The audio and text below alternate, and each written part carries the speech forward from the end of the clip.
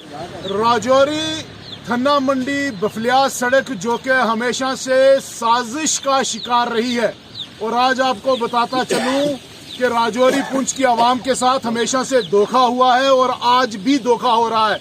इस सड़क पे आए दिन हजारों सैकड़ों जो है यहाँ पर एक्सीडेंट होते हैं, लेकिन पूछने वाला कोई नहीं है।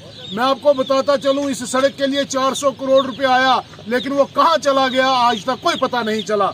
आपको मैं बताता चलूं, इस वक्त मैं थन्ना मंडी में मौजूद हूं, जिसको गेटवे ऑफ कश्मीर कहा जाता है, गेटवे ऑफ मुगल रोड कहा जाता है, और ये मुगल रोड की हालत है।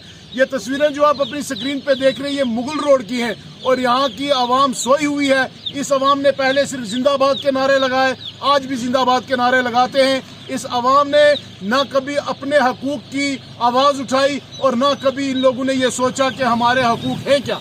सबसे बड़ा सवाल ये है कि इस सड़क पे इतने हादसे होते हैं, आखिर बीआरओ क्यों सोई है? आखिर कंस्ट्रक्शन कंपनी के पास ऐसी क्या कमी है या ऐसी कौन सी ताकतें हैं जो राजौरी पुंछ की सड़क को तामीर होने में इतनी खलल डाल रहे हैं? हमारे साथ यहाँ पर मकामी लोग भी हैं, उनका भी यही कहना है कि जनाब पिछले 70 साल के बाद एक सड़क आई थी, लेकिन इस सड़क ने यहाँ की आवाम को मौत के मुंह में धकेल दिया, बेड़ा गर्क कर दिया है। और आज हम ये सोच रहे हैं कि जनाब इस सड़क पे 400 करोड़ रुपए आखिर लगा कहाँ है? मैं आपसे ये पूछना चाहता हूँ, जितने भी इंतजामिया में बैठे अफसरान हैं, मैं तमाम उन लोगों से पूछना चाहता हूँ जो इलेक्ट होकर गए हैं। मैं सीएम साहब से पूछना चाहता हूँ, मैं एमपी साहब से भी पूछना चाहूँगा, मैं मिनिस्टर साहब से, डिप्टी सीएम साहब से पूछना चाहता हूँ कि आखिर राजौरी पुंछ की इस गरीब आवाम का कसूर क्या है? कसूर यही है कि जिस तरीके से आपने चाहा, जिस तरीके से आपने कहा, उस तरीके से लोगों ने वोट दिए। तमाम तस्वीरें देखिए, बेड़ा गर्क हो गया इस रोड का, आवाम सोई हुई है, कोई पूछने वाला नहीं है। धन्यवाद आपका मीडिया, मेरे भाई कर्मचारी। जैसा कि आपने वजह तौर पर फरमाया, ये सामने एक साजिश है थन्ना मंडी के साथ।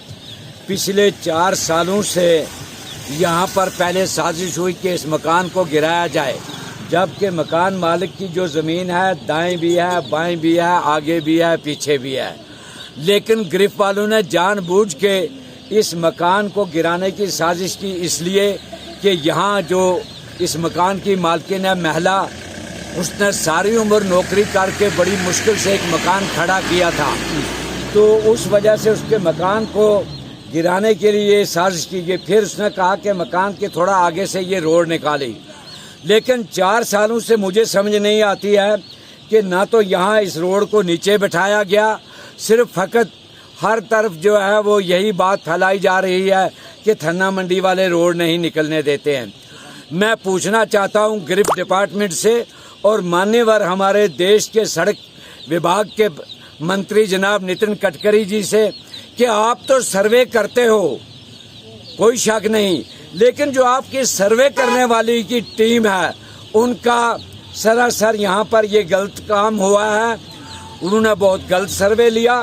फलस्वरूप यह है कि एक गाड़ी जो आज सुबह कश्मीर की तरफ रवां थी, इससे कबल भी यहाँ पर 9 एक्सीडेंट हुए हैं और ये 10वां एक्सीडेंट है। जब वो पास देने लगा, एक तरफ जो है आर्मी का मिनी एयरपोर्ट यहाँ पर है, इस वजह से उस तरफ तारें लगी हुई हैं, सड़क जो है वो वहाँ पर 2 गाड़ियाँ पास नहीं हो सकती हैं। जब ये गाड़ी जिसमें छोटे छोटे चूजे थे, उन चूजों को लेके कश्मीर की तरफ जा रही थी, तो गाड़ी को जगह ही नहीं मिली, ऑटोमेटिकली इसका टायर जब पीछे से लुढ़क गया तो ये नीचे स्लिप हो गया। देखिए जी, सड़क का जो ये ठेका लिया था धर्मराज कंस्ट्रक्शन कारपोरेशन ने लिया था, जिसका जो मालिक था वो बैठा हुआ था 5 स्टार होटल में, वहाँ पर क्या बोलते हैं हरियाणा में। वो यहाँ पे मुश्किल से 10-20 मरतबा आया, आगे लोकल लोग लगा दिए जिनको कोई नॉलेज नहीं थी। इंजीनियर हजरात ऐसे लगे जिन्होंने, मुझे नहीं लगता है कि डिग्री पास की होगी, क्योंकि हमारे भारत देश के अंदर ऐसी यूनिवर्सिटीज़ हैं जो पर्दे में डिग्री जो देती हैं, उसकी वजह से यहाँ पे ये जो हालात रोडमा हुए, सर्वे प्रॉपरली नहीं हुआ और नतीजा आए दिन अगर यही गाड़ी थोड़ा सा पीछे गिर जाती तो मेरा ख्याल है उस मकान के अंदर कम से कम उनकी फैमिली जो है 7-8 लोगों पर मुश्तमिल है और उनमें से डेफिनेटली 5-8 कैजुअल्टीज हो जाती।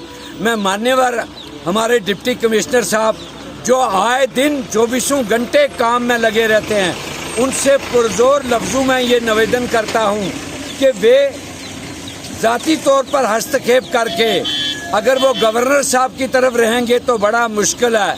गवर्नर साहब को इतनी फुर्सत नहीं है, इसलिए हमारे डिस्ट्रिक्ट के ही गवर्नर जनाब अभिषेक शर्मा साहब जो डिप्टी कमिश्नर यहाँ तैनात हैं, वो जाती दिलचस्पी लेके इस जगह को मुकम्मल करें ताकि आए दिन हम हादसों से बचें।